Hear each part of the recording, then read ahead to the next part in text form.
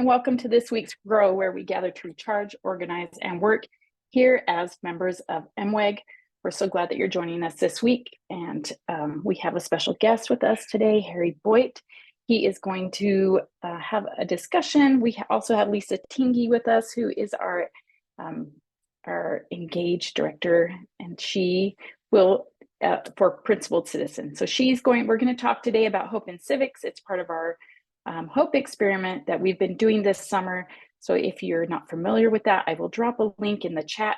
We hope that people who have been participating are having some positive experiences communicating and connecting with people in their community through the hope experiment. So I'm going to go ahead and turn the time over to Lisa and Harry.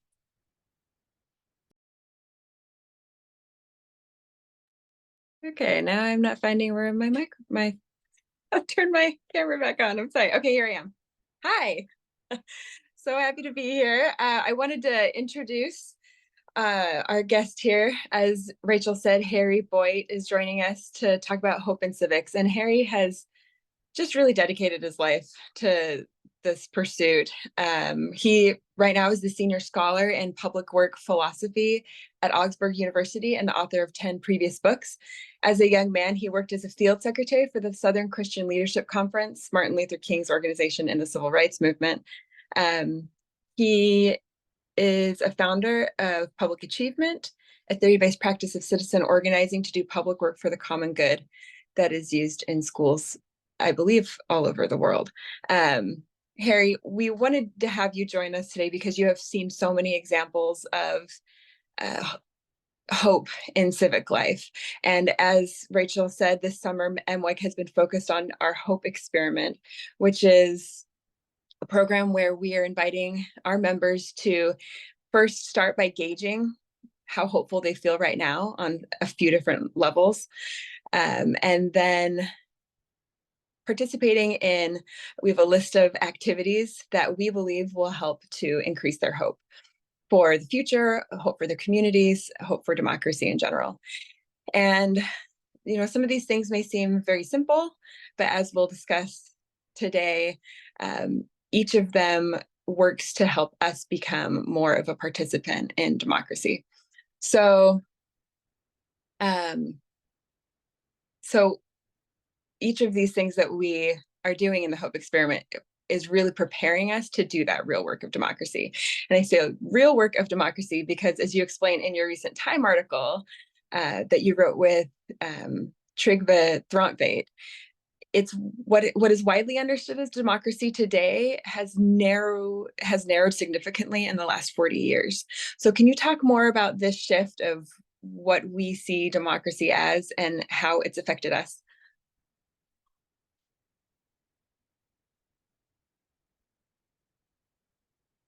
Oh, I think you're muted.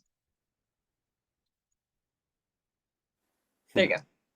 I wanted to thank you for the invitation and say I'm delighted to be here. I've been following MWEG in the IMIP discussions and have looked at the websites and so forth. I'm very impressed with the kind of gritty entrepreneurial energy of MWEG. So with the democracy movement definitely needs you, and I want to, not probably today, but talk in more detail about how Braver Angels and MWEG might work together. Yes. Okay, well, that's set as background. Grew up in the South. I'm a Southern Scottish boy. I didn't in any Democratic kid. The key to my experience, and we can come back to that, was my father. Both of my parents, but especially my father, became one of the few really outspoken white critics of segregation in Atlanta, Georgia, in the 50s when he was manager of the Atlanta Red Cross. So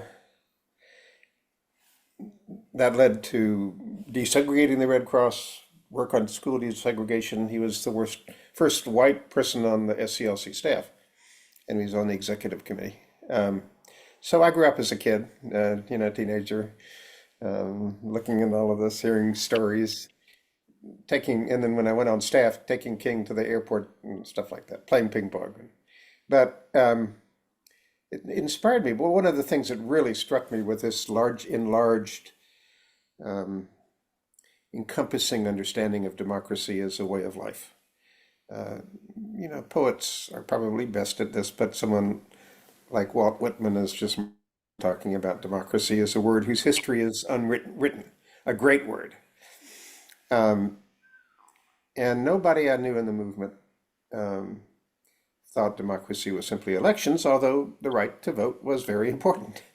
Um, and what the government could do was seen as very important. But the movement was a people's movement. Um, in the black churches, and as I have come later to understand, the educational institutions in the black community also played an extraordinary role. 5,000 schools that are almost unknown, called Rosenwald schools, built by black communities in the middle of Jim Crow, um, that basically educated the whole movement leadership, almost. Um, but they were democracy schools. I mean, just as a simple way to say it, democracy was in those schools. They had a very strong understanding of citizenship. Um, they taught citizenship education. They were built by black communities. They were created out of a fund at Tuskegee, which gave 1/3 the cost of building a school. The black communities had to come up with the rest. There's a network of teachers, which is for another discussion at some point, but called Jean's Teachers, black teachers, almost all women, who remind me a lot of MWEG. So I think you have some ancestors that you probably don't know about. But they were the key to organizing communities to build those schools. Teachers across the South who had been to HBCUs, historically black colleges, amazing organizers and initiators, all talked about democracy. They were able to, even in Jim Crow, gain positions in the segregated boards of education and system. So in Georgia, for example, the director of Negro education was a Jean's teacher who wrote a wonderful, manual on democracy. Education, its main purpose was education for a democratic society. So that was often the language used. Anyway, in that sense, democracy was rich and bold and involved a much stronger notion than simply voter or simply volunteer. Although those were important, it's not to denigrate those roles. So that's what that was I think it'll become clearer. But there are a lot of examples of that. I mean, your next question you ask about spaces. My former wife and I, Sarah Evans and I, wrote a book called Free Spaces in 1986, which was about those kind of spaces throughout the course of American history. And we wrote it out of our experience in the civil rights movement, places like beauty parlors and community centers and Rosenwald schools. There were really places for people to develop as citizens, to build the capacity to deal with difference. They were the precursors in the movement of nonviolence. And so there's this legacy that is very rich and inspiring that we need to let people know about. Yeah. You talk about this, so we go from that, as you said, that legacy of everyone really being involved in it, seeing their own personal responsibility in democracy, to over the last 40 years, shifting more to, do you vote? And even then, voting rates are pretty low in the United States. Yeah. So part of that, you said, went back to kind of our culture of individualism, meritocracy, where we get what we earn and we're really focused on our own individual journeys. What are some other reasons that we have kind of Yeah, it's a really important question. So I think there's several dynamics just to note and talk about at more length later. One is that interesting. Well, so it's obviously the power of a consumer culture is seductive. You know, you'll have bliss if you buy this. It's that kind of message. And that includes elections too. So we've Yeah. lost the notion of people as producers and co-creators of community life and democracy itself, which was a very strong theme in the movement. Um, but in addition to that, um, the big problem in our judgment, and we've been working on this problem in the erosion of public space ever since the Humphrey Institute asked me to come in 1987 to create a democracy project um, at the University of Minnesota. But it was in the world. It wasn't looking at the world. It was. Um, but we were struck by how professional identities, including in the field of public affairs, but across every field, in nursing and law and education and technology, and has narrowed to a disciplinary expertise, you know, dispensing particular knowledge, disciplinary knowledge. There's an historian who studied this, Tom Bender, who talks about the shift from citizen or civic professionals to disciplinary professionals. So that's had an important and usually unnoted effect of also pulling the institutions that professionals tend away from the life of communities. Yeah. So we have teachers who don't know anything about working with parents, for example. They don't have I don't think there's one teacher education program in the country that teaches teachers how to work with parents, which Hmm. one would think is elemental. That doesn't mean that some schools don't do that quite well, but that's true across the board. That business schools don't talk about business is part of the life of communities, what it means to be a civic business, or even nonprofit agencies don't talk about what it means to be a civic agency, a civic site, not simply dispensing services to people in need. So I think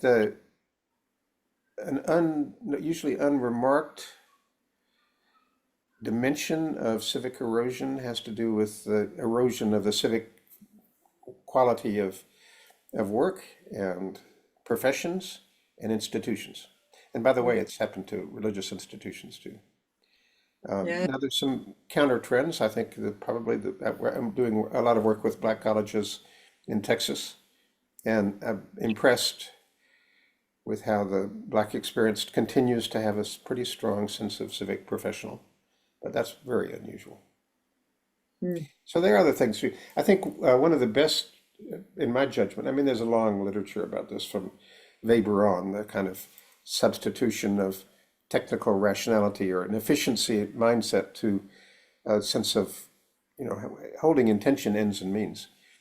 But the best writer, I think, or the best writing comes out of the Catholic social teachings tradition. And especially I would commend Pope Francis's Laudato Si, his encyclical on climate, just a brilliant treatment of what he describes as the substitution of relationships, um, replacing relationships with information. So, character technocratic systems is that information and efficiency and the means of substitutes for the ends. Yeah. Okay. You talked a little bit about um, how we have a lack of civic spaces because of consumerism is taking over. You don't go to the grocery store to chat with people. You go to get what you need and you leave. Not Uh, usually, yeah. yeah. um, I read one of your articles about the corner drugstore and how it played such a huge role in civic life in that town Hmm. because people going in and discussing and in your Time article you said that's where people could speak frankly, listen generously, and work patiently in pursuit of shared goals. And now it's more service delivery. Hmm. And when I was reading that, I was thinking, yes, now most of these discussions are happening online. Um, are online spaces sufficient replacements for these public spaces? And if not, or why do you think they might be, or why not? Yeah, I mean, I don't want to dismiss social media as a resource, but it's potentially, at best, a supplement, not a substitute for building relationships. Mhm. Um, there's nothing like getting to know people in a multidimensional way and seeing them in unexpected situations and unstructured situations. And I think the story you're talking about is something I used to have my students study at the Humphrey Institute all the time, graduate program in public affairs. That was the story of the Humphrey drugstore. Yes, that's right. So Hubert Humphrey, the vice president's father, um, had a drugstore in a little town in South Dakota, Doland, in which he was one of 5 Democrats in a town of 600 Republicans. And I think he was one of the few. The Midwest has deep clusters of different faith traditions, but I think he was a Methodist, and I think most everybody else was Lutheran. Um, but he made that drugstore into the civic center of Doland, which is like a buzzing hub of civic life. And it was very popular. I mean, they elected him mayor at one point, but he thought that was the least of what he was doing. Um, so he was a great example of a civic business person. That was his life work. When they left Dolan to get a better drugstore in another little town, he did the same thing. So actually, interestingly, in terms of continuing impact, Hmm. um, Humphrey was a pretty people-oriented politician and a citizen-oriented. If you remember, he was the driver behind the Peace Corps, for example, and a big champion of the civil rights movement. Um, Well, he said he had learned everything about what politics should be from his father's drugstore when he was a kid, seeing it all happen behind the counter. Um, I so I love think, that. Oh, yeah, that's a good story. But I don't want to be simply uh, calamitous. That there are counter trends. I think one interesting counter trend is um, local breweries. mhm. Minneapolis and St. Paul are full of them, usually created by young people, and often with a kind of social dimension and interest. I don't think they think about themselves too much as civic centers, but um, in the Twin Cities, there's a drugstore chain which explodes, and that's actually an organizer who used to be with our center, Peg Michaels, worked with the ownership of this. It's a Kowalski drug chain. They all define themselves as, I mean, grocery chain. They all define themselves as citizen grocery stores. Hmm. And if you look it up, Kowalski has that means a lot of different things. They're very involved in the community. They treat their employees are involved in making decisions. They have quite a community-oriented culture. So it's not that they're not examples, but they're going to take a kind of conscious process of regeneration to build them on a large scale. Hmm. Yeah, I appreciate that. Okay. Um, I also think social media. One of the things about a Humphrey drugstore is that you learn people are not their ideas. yes. Part of the problem today is this, and that fosters this polarization and hatred. Toxicity is that, and it's manipulated significantly by conflict entrepreneurs, but Hmm. on left and right. Yeah. Um, but it's um, the mistaken equation of people for whatever particular view they have. So one of the principles of what we would call civic organizing, pushing back against this, is that relationships always are prior to issues. Yes. Yes. In our conversation last night, I feel like I wrote that in like 5 different ways from things that you said, but that same principle, people over ideas, people over policy, that has to be our first place. And thinking about these online spaces, it can occur that way, It could, but depending it's on unusual. but Not it's hard. You don't know them. You don't see their whole story. You don't even know, and you don't live anywhere near them. Your circumstances could be very different. It's really difficult to nurture that same kind of understanding. and one of the things that we, as an unnoticed or unappreciated treasure in America, is rural communities, which are still the main bastion of that um, kind of stronger sense of community and connection. Um, Yeah. and I can talk more about that. But our church, yeah, we're an Episcopal church in St. Paul, it's been very active at Braver Angels, and we've done a lot of storytelling and relational work, getting to know each other, and everybody's former politics people now know on our leadership team. We have two Reds, conservatives. My wife who's an ambivalent blue, and I'm not anything. I'm a white. I'm a civic guy. I'm not blue. Um, but we've been building relationships this year with the rural community, and we appreciate so much what Kirkhoven and the Lutheran churches out there have to contribute. That's really great. I love that. You mentioned Braver Angels, so I wanted to get into this. You back in 2019, you wrote an article about just the very beginning efforts that led into Braver Angels, and there was a meeting that Bill Doherty, who's the director of marriage and family therapy at University of Minnesota, facilitated, and it was right after was it right maybe right after or right before me Right after the election. after Yep. the election in 2016. So they had 10 Trump supporters and 11 Clinton supporters together right after this. I mean, everyone remembers what that felt like, that election. And after this meeting where he used, a lot of these principles from his background in therapy, they all agreed to a statement that said, a number of us on both sides began our meetings convinced that the other side cannot be dealt with. Right. We say unanimously that our experiences of talking with rather than at or about each other caused us to abandon our belief. So can you share more about what Braver Angels is doing and how it's inspiring civic hope? Yeah, just a little backstory here. So Yep.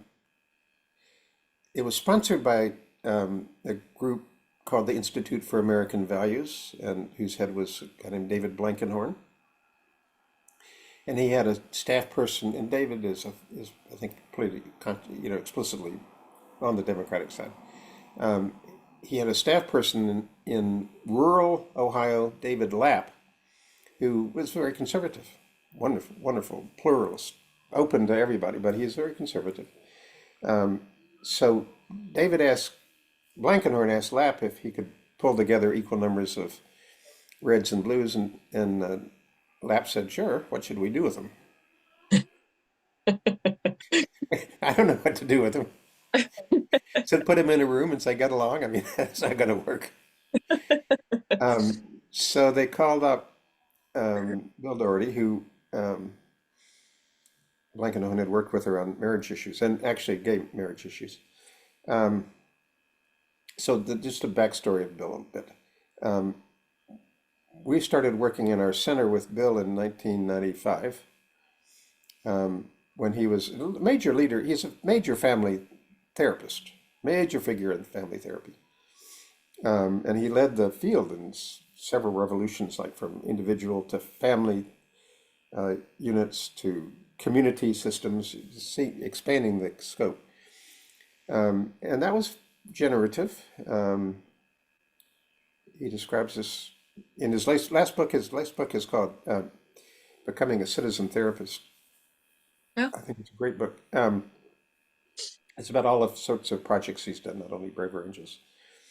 But, I mean, in the simplest way, one could say he learned how to take his marriage therapy skills from families and individuals to communities. He made them public. And what he did in that first meeting was design a workshop process, which he knew how to do because he'd done it with a lot of different groups, in which people, first of all, thought about their own stereotypes and also how other people had stereotypes about them as a group, the blues and reds. Was there a grain of truth in any of this? And what they would like to say. And so they went back and forth for a whole weekend. It's been shortened down to much shorter. And people really wrestled with actually how they had come to see other people in very narrow and shallow ways. Even their neighbors. They were just making all sorts of assumptions, which were ridiculous. So that's the process, and that was the heart of Braver Angels, and people were inspired by that, and they went on national public radio. Bill and two women from the one red and one blue from the workshop, and and people called in from all across the country and said, we need something like this in our country, in our community. So they did 2 bus trips to different communities, and it was out of that that Braver Angels developed. But I would say the heart of Braver Angels has been development and refinement of practices and methods that really help people, well, first of all, recognize that the problem is not simply them. Mm. We contribute to the problem in the stereotypes we have and the prejudices and the wrong assumptions. And also in our lack of skills in just interacting with people who think differently. It could be in the neighborhood, it could be your uncle at Thanksgiving dinner. So Braver Angels is really stunningly successful at having developed ways of depolarizing small group relations and in one-on-one relations. This last year, culminating in the convention last week. Well, so now they've grown. They have 100 alliances. They have Right. about 10, 11,000 members, maybe more. And then they have a lot of partner organizations that have been wanting to be in connection. Now, what that means is still kind of in flux, but 340, I think. But we've also, I'm on a team called the Civic Renewal Support Team. And we've been working with communities, alliances usually, which want to learn how to work on local issues effectively. And the main lead trainer now, Ben Fink, a wonderful, wonderful guy, my former student, I'm proud to say, starts with having people come and they do an analysis if you're going in the community. Who in our community really is concerned about creating a healthy community? It doesn't matter what their politics are. So they start with that. It turns out it's 80 or 90% want a healthy community, Mm-hmm. and then they develop skills like how do you tell stories in a structured and serious way. So you learn to listen to people, and how do you do one-on-one relational meetings and get to know people? How to do power mapping and so forth. There's a whole constellation of capacities. So that's happened a lot. I wrote that piece, Return of the Citizen, which you referenced it was for this, helping to launch this process. Mm-hmm. And last convention, we changed the platform to emphasize local citizen action as the kind of foundation for regenerating a civic culture and a vital democracy. And democracy is a way of life, not simply elections. In Mm-hmm. theoretical terms, America is not only a federal system, but it's also a democratic way of life. Those 2 things they need to coexist. Yes, definitely. Another quote from Bill Doherty about Braver Angels. He said that they're the most hopeful group he's been around because, quote, they're not waiting for national leaders to change. They are the change they want to see. Yeah, they are the change. So actually, there's I just did a piece for Fulcrum on the convention, and I quote Newsweek reporter who was at the convention. It was in Kenosha, the end of June. So this guy says that. He said, I've never seen this. So there were 300 reds and 300 blues, and then 150 of us who were peculiar, whites or yellows, independents. And we all sat together and watched the debate. And everybody thought it was a disaster. But rather than be depressed and despairing, people started thinking, what can we do? How can we take action? As Monica Guzman, who's the head of the VA podcast called The Braver Way, put it right away. If they're not going to fix it, we're going to have to fix it. Yes. So this reporter, if you want to look it up, it's a really interesting thing how this his guy is Simonton, Simonton. He wrote a story for Newsweek called "Why the Debate Left Me Hopeful." Oh, that sounds like a great one. We'll have to link that one. That is one. Someone in the comments said that a lot of the stories that you're sharing really connect to some of the things that are I'd like hoping. to hear more about some stories and how you see They progress. really did. Yeah, yeah. I mean, having meaningful conversations with people, getting back, getting to know your neighbors, getting connected with them. These are all preparatory Mhm. to taking a greater part in our democracy. Right. So let's see. Go ahead. No, I think that's absolutely right. We need to relearn the art of building relationships, outside of our immediate circle. Yeah.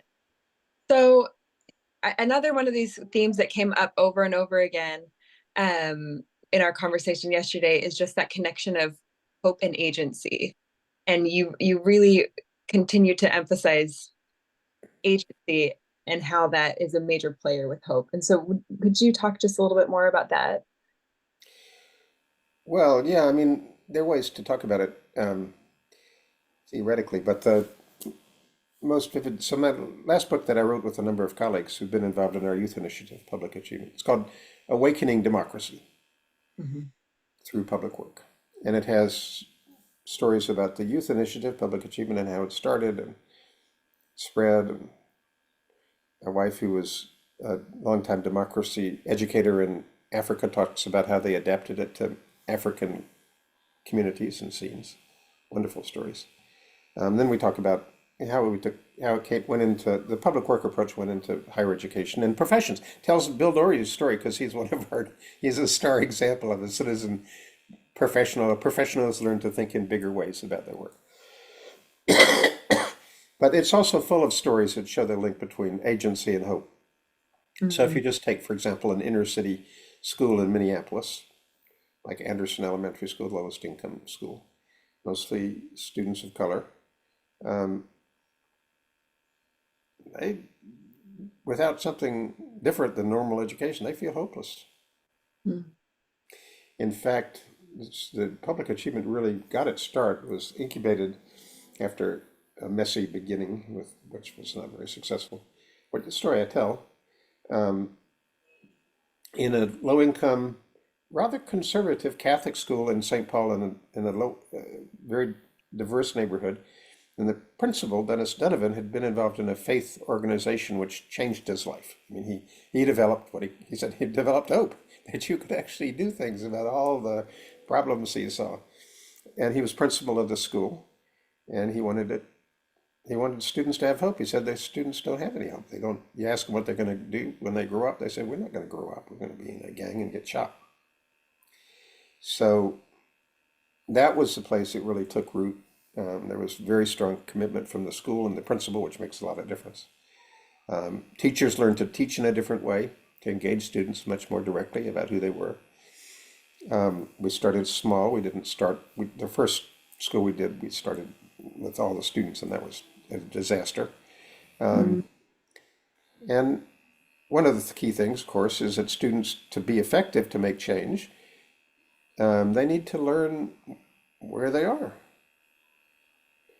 You don't just come in and say, I think this should be, you're doing things all wrong, and well, that's not going to work. So students need to learn to understand the culture, spoken and unspoken, the rules. And they need to learn who the teachers and the principal, the people who are kind of power figures are. They're not there to just give them a hard time. They're actually got their own life and interests. And they need to learn how to have constructive engagement in meetings. So we know from a lot of assessment now, a lot of which is in this book, that those experiences can be really life changing for kids. Mhm. And they develop a sense of hope. I appreciate you sharing that story, especially because you didn't leave out the failures. You mentioned that you started out too big and then you had to pull back in. And one thing that I think keeps a lot of people from being the change they want to see is that they don't really know how to do it. They are afraid of failing. Um, but what do you say to someone who feels that way? Well, I'd say we have a terrible message that comes through education and a lot of other systems, but especially at K-12 and high school and higher education. It's you aim at success. It's all about success. Good test grades and, you know, winning the winning score in a football game or whatever. Rather than learning is it's messy. It's full of complexity. And actually, in our experience, and this is now in many settings in the US and elsewhere, the most powerful lessons come from failure. Mm-hmm. Definitely. So in our public achievement, we started with, which was a good organizing principle. We started by having conversations with about 20 groups of kids, 21 groups of teenagers um, in St. Paul, all sorts of settings, the jail, honors clubs and stuff. And we asked them, are there any problems or issues that you're upset about? And there was not a single group that didn't have a long list, which blew apart the idea that kids are just apathetic and only thinking about going to the mall. And then we said, is there anything you could do about these? And almost to a group said, no, we never had a course in what to do about problems. So we said, well, we're going to develop this initiative, and that's going to be the point. This all comes out of my own civil rights movement background. And what should we call the adult if you don't know anything about it? What should we call it? And they all said coach. They all wanted a democracy coach. So that was an important beginning, and the meetings were important, and they kind of credentialed it as a youth-derived effort. And then one of the schools was really keen to have us try public achievement in the school, say go for it. And so we just signed up, I don't know, hundreds of kids, and I signed up coaches from the Humphrey Institute, college students, but also other faculty members I knew. I just went to their classes. Said, do you want to be, seriously engage younger people in your generation? So it wasn't hard to get coaches. But we didn't do any training for coaches. We just asked kids at the school what they wanted to work on. They had all sorts of issues, but it quickly became the case that they were all really angry about a rule that the school had passed that they couldn't wear hats. Something I feel strongly about. I'm a Scottish guy. So they went on strike.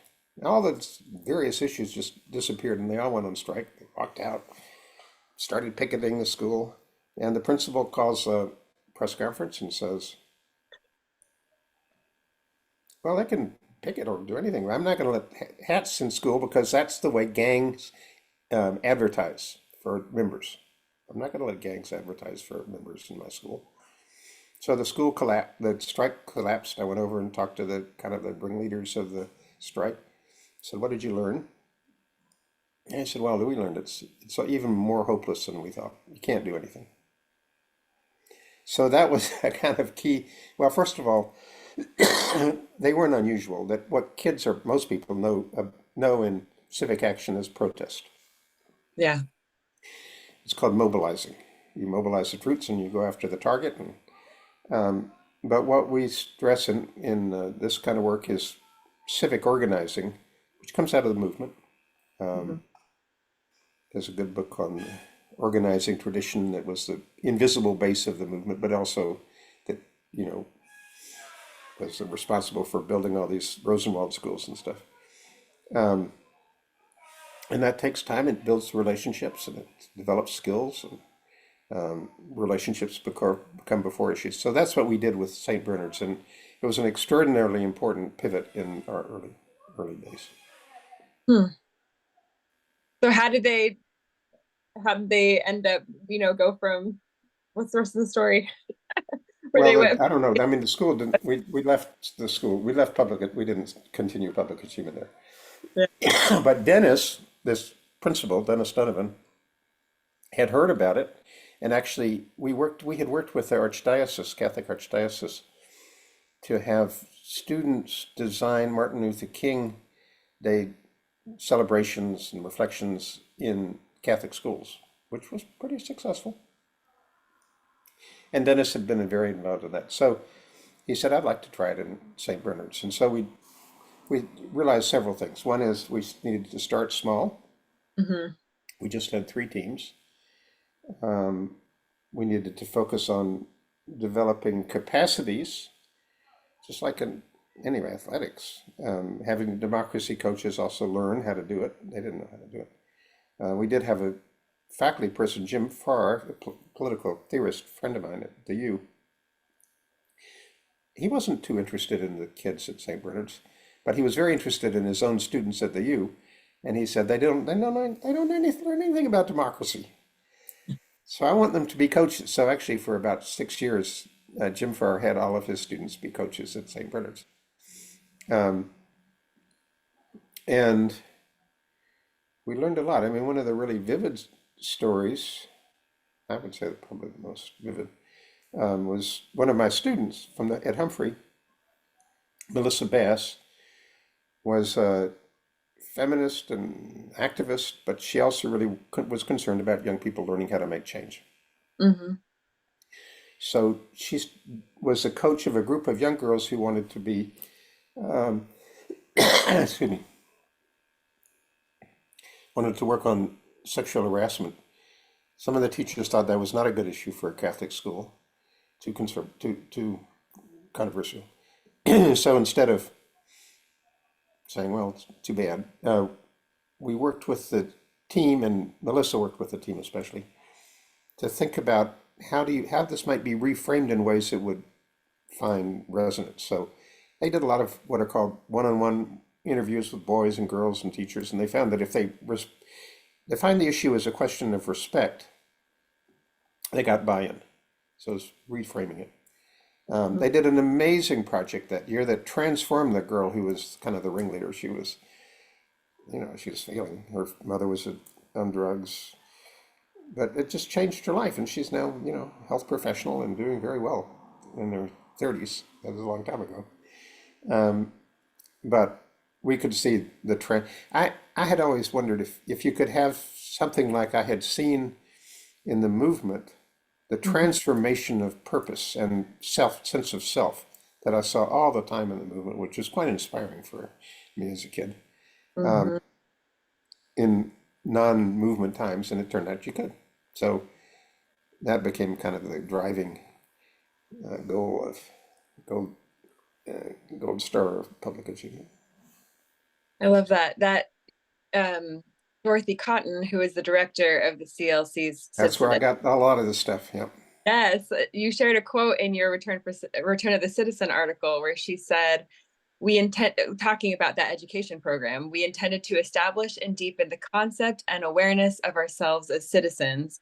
And I think a lot of us see ourselves as citizens, but we don't really understand the obligations that go along with that. And then she says, I would always say, you will discover your capacity and your obligation to help solve the problems we face in communities, as a people, as a society. So you'll discover that capacity, the obligation you'll discover, and your capacity to face it.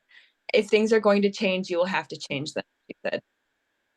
And to me, that's just incredibly empowering. It's very motivating and inspiring to see it.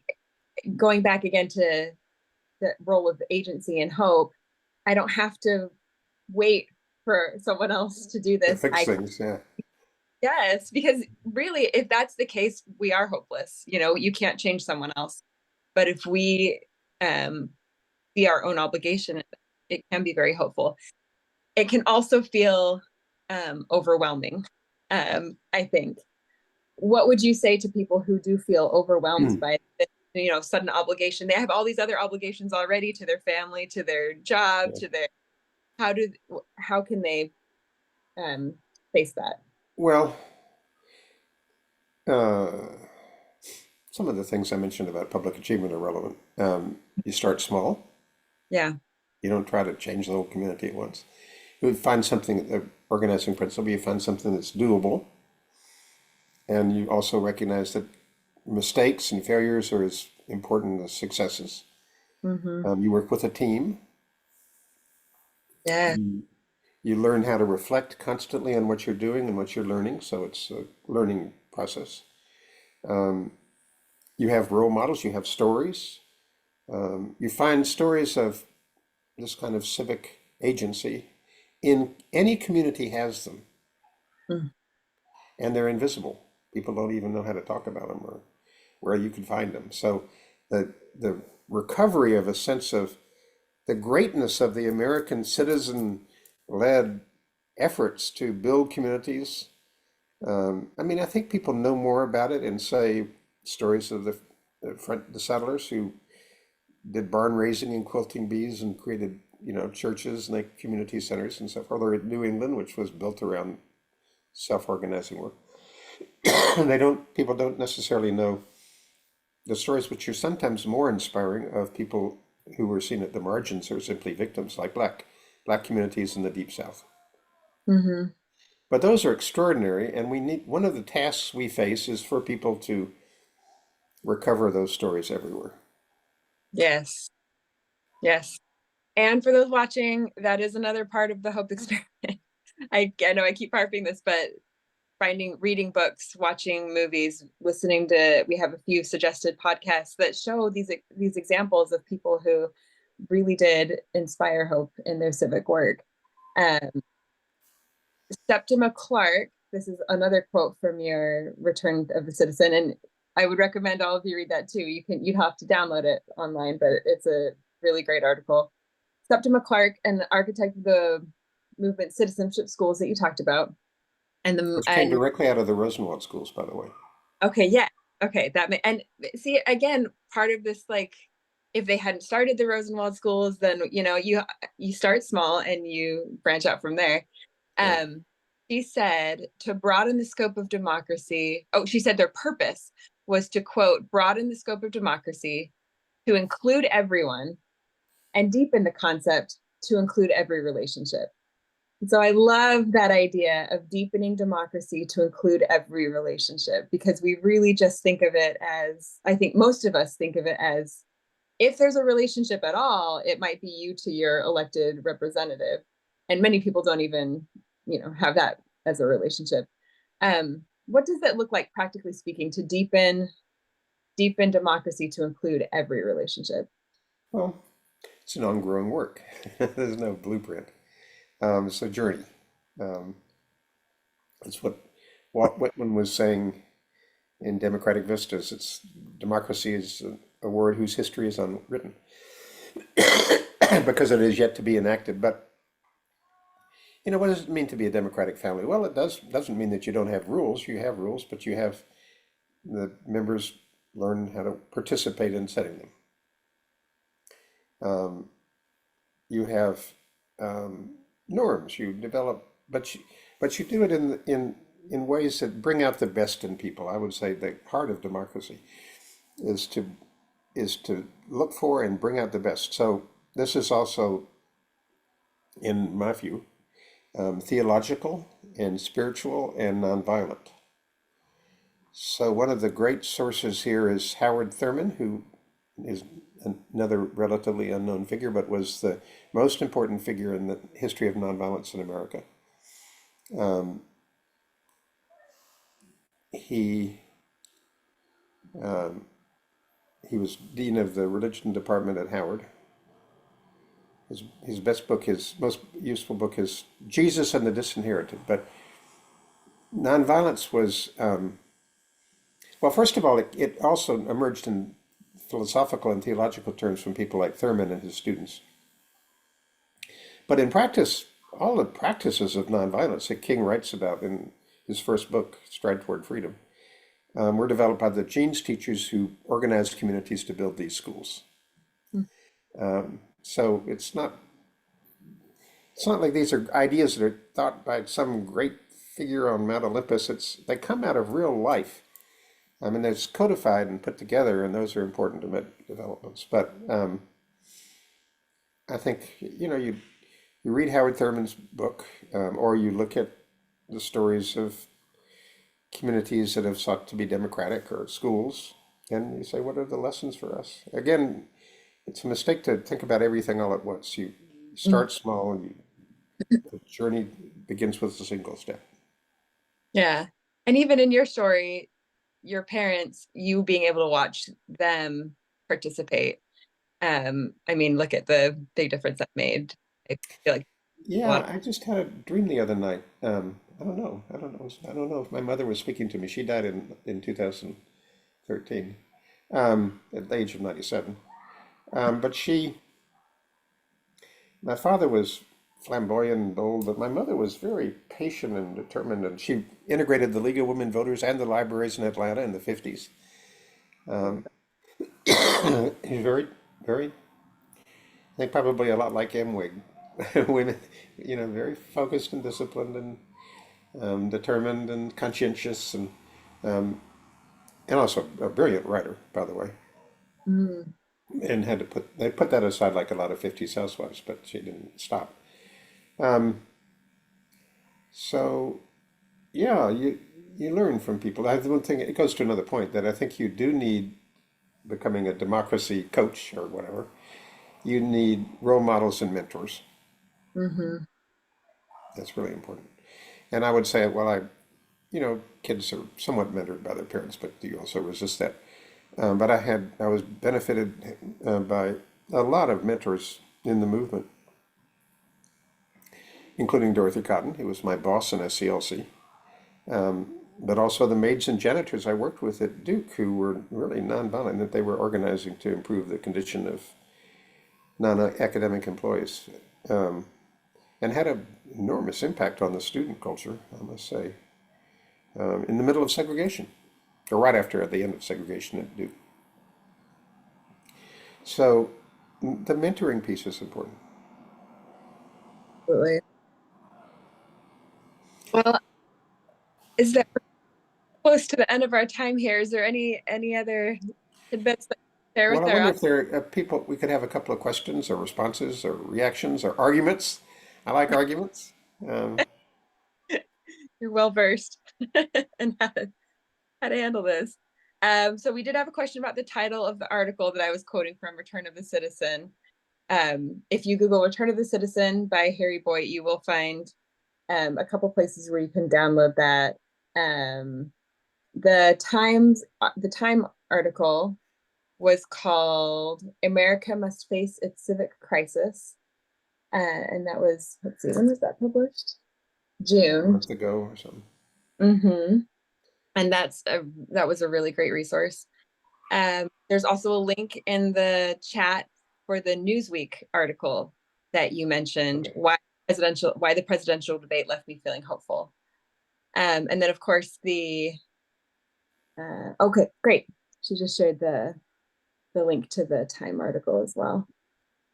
Just a couple of things. So I think people, I just knowing I mean, not deeply, but just impressions.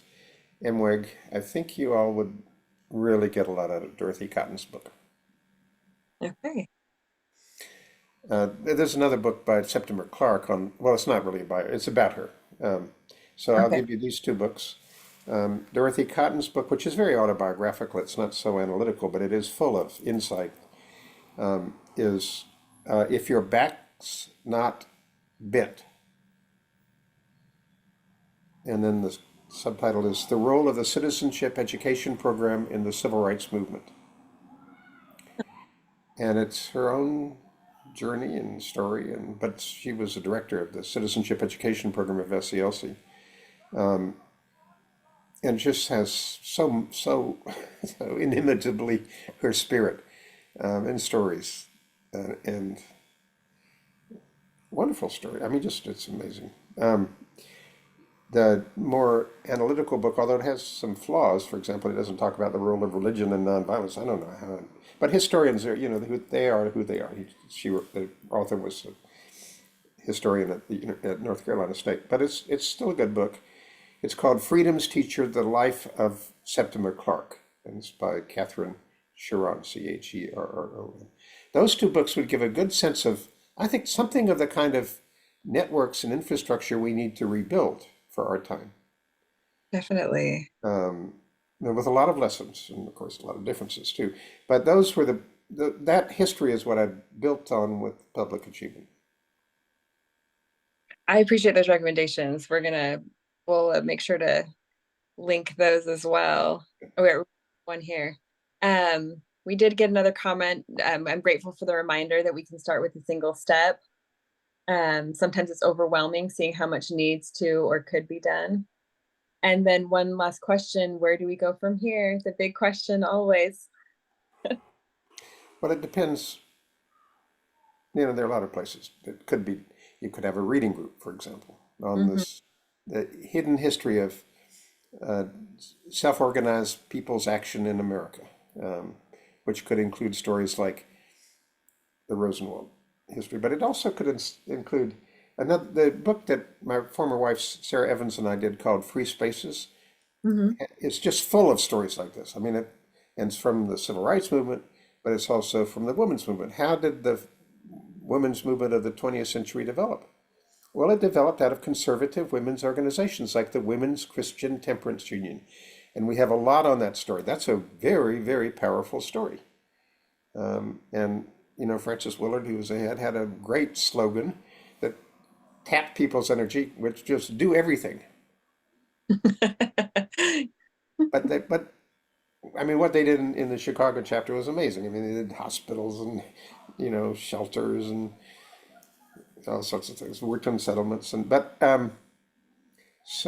it's full of those kind of stories. And it's just, what frustrates me these days is how much amnesia there is in our country about the richness and power of the history we are heirs to. Yes, So yes. that's one thing to do. Another thing to do would be to start with a little project. The third thing to do would be to work with the Braver Angels Civic Mhm. Renewal Support Team to access our own resources on how you can begin community action. So those are different. Thank you so much. Yeah, there are, I know that a lot of these things look like too small. It's not going to make a difference, but each one of those small steps leads to something more, and you have to start somewhere. So don't be afraid to start. Yeah, And absolutely. Absolutely. I just want to close with another quote from your article here. The return of civic hope, and with it the future of our democracy, depends on the return of the citizen. The Absolutely. conceptual and practical restoration of everyday Americans to the center of self-government. Right. So we're not bystanders, not consumers of it, but builders and co-creators. And that's my invitation to everyone here watching, that we participate as co-creators in this democracy. Thank you so much, Harry Boyte, for being here with us. Well, thank you, Lisa. And I just want to say we should see this as the beginning of a conversation, not the end. Absolutely, absolutely. And we'll continue on. Thank you so much. Bye. Thank you, Harry and Lisa, for doing our grow today. There's links for those, and I will post those in NWEG Central with the video recording of today's grow, so that if you wanted to go back and see any of the links to the books or the articles referenced, they will be there for you, and maybe we can make them some suggestions for the NWEG book group. Harry suggested maybe we start a book group, and he doesn't know we do have a member book group that meets every month. And it's a really great resource for our members where they can come and discuss books that are relevant to either things that we're celebrating, like during Black History Month. Some of these books would be really fantastic during that, um, or as we're going into this election season that we're all feeling a little bit anxious about. So it's really great. So I want to thank you guys for being here today. I want to let everybody know next week, if you missed the Back from the Border grow that was not recorded and you wanted to be part of that and hear some of that, we're going to re-record it next week. And then we are going to talk in a couple weeks about Poll Worker Day, which is coming up, and we encourage a lot of our members to sign up to be poll workers. And that's kind of as we are finishing the Hope experiment for the summer and moving into the election season and being principled citizens and principled voters. That just kind of helps us segue into that. So be on the lookout for that on the events. And again, Harry, thank you so much for being here, and Lisa, and we'll see you next time. Bye. Bye.